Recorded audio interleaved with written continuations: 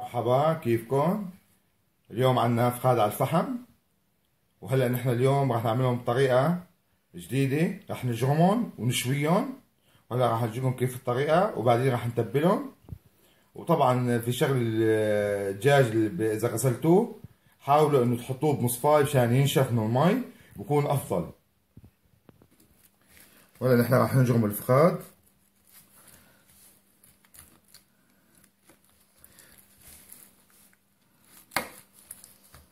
انا جربت الطريقة انه اذا جرمنا الفخاد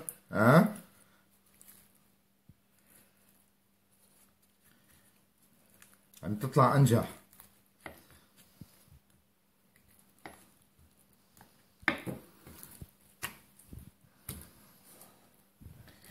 جرم الفخذ ما بده شيء، وانا عامل فيديو على قناتي جرم الفخاد. وهلا هون عم برجيكم راح اجرم. فينكم تشيلوا عظمة عظمة، فينكم تشيلوا التنتين بهالطريقة هاي. طريقة سهلة يعني ما صعبة. طبعا هلا في عالم كتير عم يقولوا انه هو شغلته هالشغلة لهيك بلاقيها سهلة، بس انا عم حاول انه اشرح لكم الطريقة.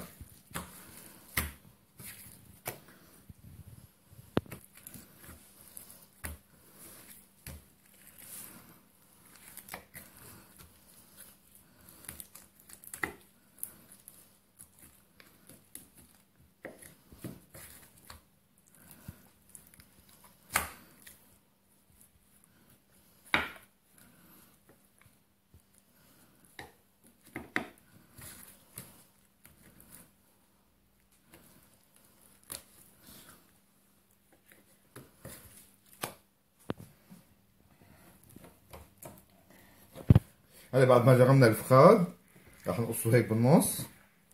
طبعا هون في عندنا منطقة سميكة راح نعملها هيك مشان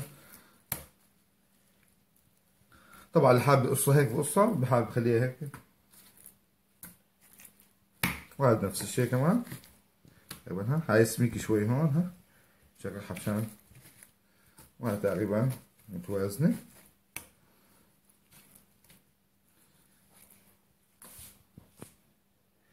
هلا عندنا فخاد هون وفخاد، راح نتبل الفخاد عادية وفخاد راح نعملها اورجانا. هلا راح نبلش بتبلة الفخاد العادية وشوف الطريقة كيف. هلا راح نطحن الثوم.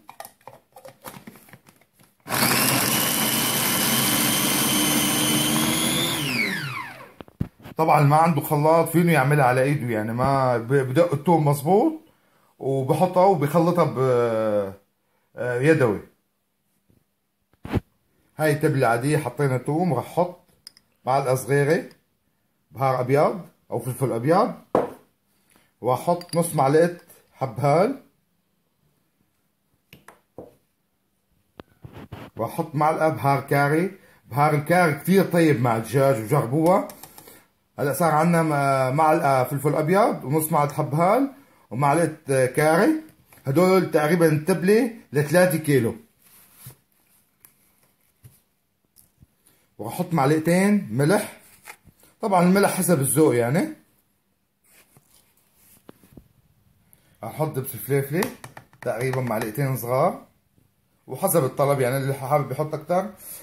انتبهوا مو صلصة، دبس فليفلة. واذا ما في دبس فليفلة عادي حطوا فليفلة عادي بتطلع كمان طيبة.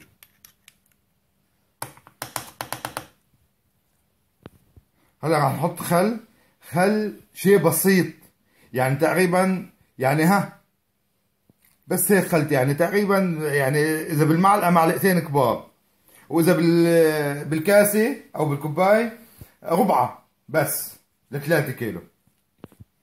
طبعا زيت عادي كوباية كبيرة.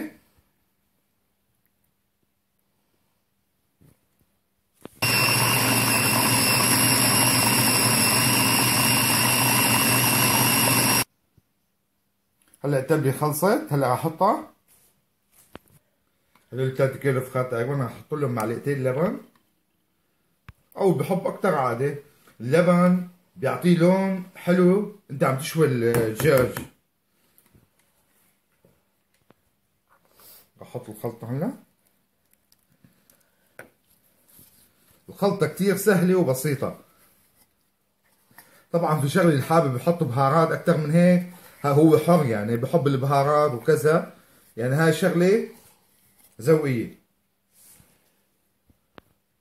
نحن هلا راح نحط معلقه زعتر هيك وهنخلطهم. الزعتر بيعطيها نكهه كتير، واللي حابب يحط اكثر يحط عادي، يعني بتتحمل معلقتين. طبعا انا خليت هيك فخد هيك، يعني شايفين التشريح، اللي حابب يشرحها هيك هيك افضل شيء للتشريح.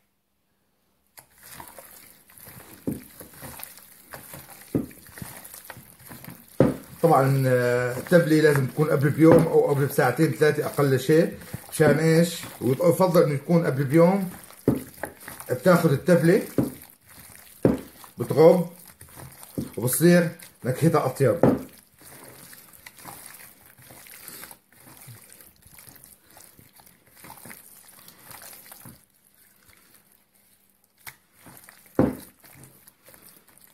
هاي اول تبلة صارت جاهزة ان شاء الله. هلا راح نعمل تبلة الاورجانا. هلا نحن راح نعمل تبلة الاورجانا. حطينا توم تقريبا، يعني شي راس توم او اكثر شوي. ده تقريبا نحن عندنا كمان الاورجانا 3 كيلو فخاد جرمناهم. وهلا راح اعطيكم التبلة خطوة خطوة.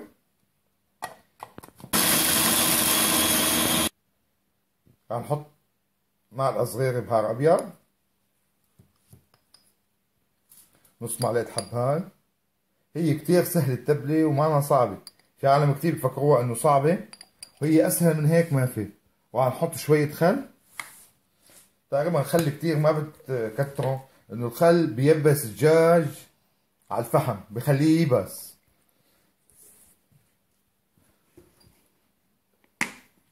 وهنحط زيت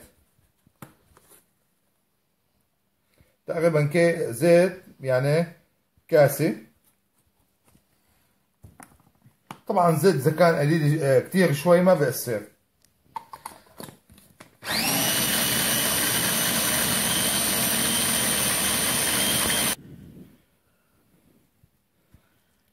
هاي تبت الأورجانا ما بنحط لها لا صلصة ولا دبس فليفلي ولا شيء، بس هاي هي التبلة.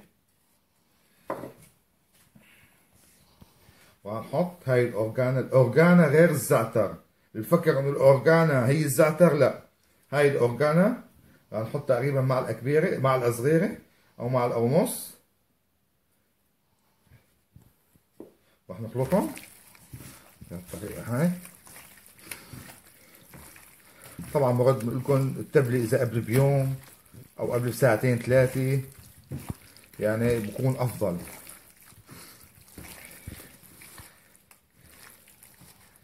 في عالم فكروا إنه الأورجانا أو كذا إنه تبلة صعبة أو كذا، ما في شيء صعب.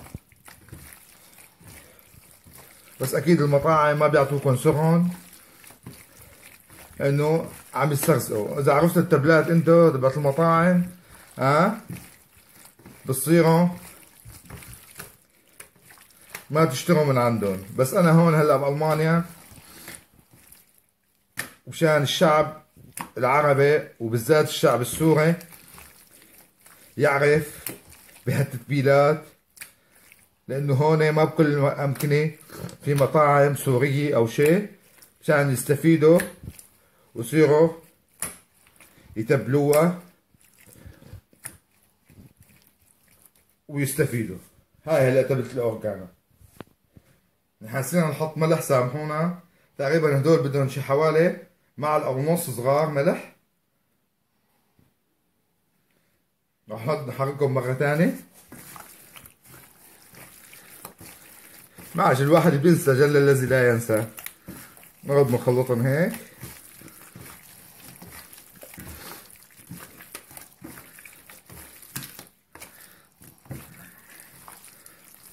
طبعا اذا حابين تحطوا لهم زيت، بس هو الشوي ما بده زيت كثير. بس اذا حابين تعملوا اورجانا بالفرن كمان بصير بالفرن، بدهم اكثر من هيك زيت.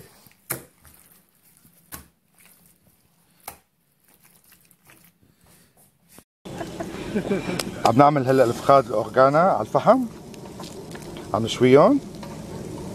هلا في الفخاد العاديات كمان، تتبيله العاديه. هلا بدنا نشوفكم كيف يعني الشوي، العالم كلها بتعرف كيف الشوي. انا ما بعرف ام حماد شيء. هلا صار الفخاد الاورجانا جاهزه، وهلا الفخاد العاديه رح نظبطها. شايفين شلون طلعوا؟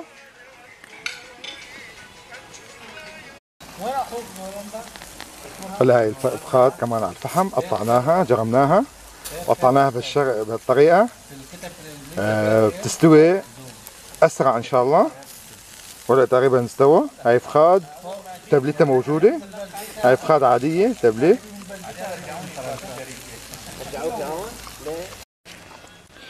هلا صارت الفخاد كلها جاهزه ان شاء الله.